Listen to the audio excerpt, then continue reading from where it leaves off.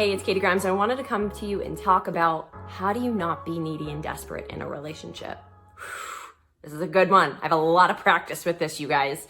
So here's the thing. The first step I would take is show up in your own life. You have your own friends, you have your own interests, you have the things that bring you a lot of joy outside of dating and being in a relationship. You still are responsible for showing up for those commitments. So the person you're dating can't make it to a family gathering, or let's say that you want to really go hiking and they don't. Do it anyway. Show up for yourself. This is a great way to create a lot of sexual chemistry between you two too, because when you do things separate and away from one another, it gives you the ability to come back closer together. But here's the key. In order to not be desperate and needy, you're not doing the things in your life that you love because it will bring you closer to somebody else. You're doing those things in your life because it brings you closer to yourself. This is crucial. This is absolutely crucial, okay? The second thing I want you to be really mindful of is trusting the other person. I know if you're like me, you've had your heart broken before, or you've been cheated on, or you suspected that somebody was cheating on you, even if it was emotionally. This can cause you to doubt. This can cause you to have a lot of fear around what is going to be true in the future. Am I going to get close enough to them and then they're going to disappear?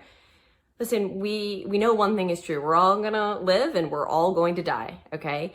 Your job is to heal your abandonment wound. And the ways that you can do that is invest in coaching, invest in mentoring, talk to somebody who has been through this before, where they too have felt a sense of abandonment, whether it's like the way that they grew up, whether it's having a death early on in the family. There's so many things that have caused us to feel like we're not good enough or that we're going to be left, okay? Your job is to never leave yourself. I remember a friend said that to me a long time ago. She said, I'm never going to leave myself, so I don't need to feel abandoned. And it was a powerful phrase that she said to me. And so I wanted to share that with you too, is that you're never going to leave yourself. You're always going to be able to be there for you. And then that helps you to be there for other people. You know, it's the age-old saying, like, you can't put somebody else's mask on if the plane's going down if you don't put yours on first. It's a stupid expression, but it makes perfect sense now, doesn't it?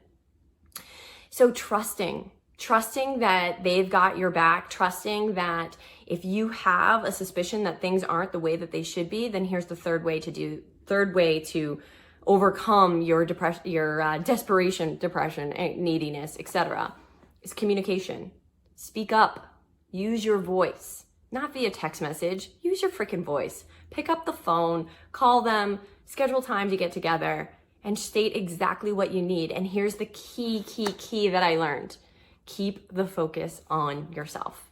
Use phrases like, I need this, I desire that, not you did this and you did that. No. We're not blaming people for how we feel, right? We're doing something different. Instead, we're dating from a place of, hey, this is a great example. It's really important to me that if you probably noticed this when we've been dating, right? Is that like, I'm always dropping you a line like, oh, hey, I can't talk right now, but like, I'll call you like later tonight or whatever. Or maybe I need to take a break because I'm like heads down on a work project for 2 days. I'm just going to give you a heads up. Hey, babe, I'm going to be slammed at work for a couple days. I'll be heads down for 2 days, but when I pop up, I'd love to hang out. And the person might ask you, can I drop you a little love note in between? Sure, but you might not get a response from me right away. Coming from somebody who used to be really anxious, by the way, you guys, this is a game changer. This is something I practice now. So being able to communicate with the person and saying what you need, what you want, what you expect is really helpful. And because if, let's say in that example that the person isn't showing up for you or communicating the way you want, you could say, if you've noticed, I've done these things when I'm on a work deadline or whether I'm out, can't talk right now, I let you know. I'm noticing that you don't do that. And I gotta be honest, as somebody who's recovering from abandonment issues, this makes me feel not good enough. And I know I'm telling myself like all these stories of what could possibly be the case. And I'm working on that, okay? But I'm wondering if you could meet me halfway. I'm wondering if you could just like give me a heads up when you need a couple days to yourself or with your friends, that like you're gonna go do what you gotta do and you're gonna come back. And ask them, this is a great question, are you able to do that?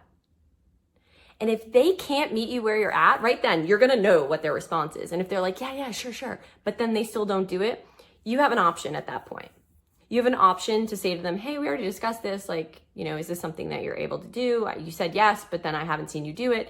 And if, you know, I kind of do a 3 strike out. If they're still not doing it after 3 times, I have a choice. I can either choose to accept that everything is okay and this is the way that they communicate and it's a habit of theirs and it's not the greatest habit and it makes me feel a particular way, or I don't have to be with them anymore.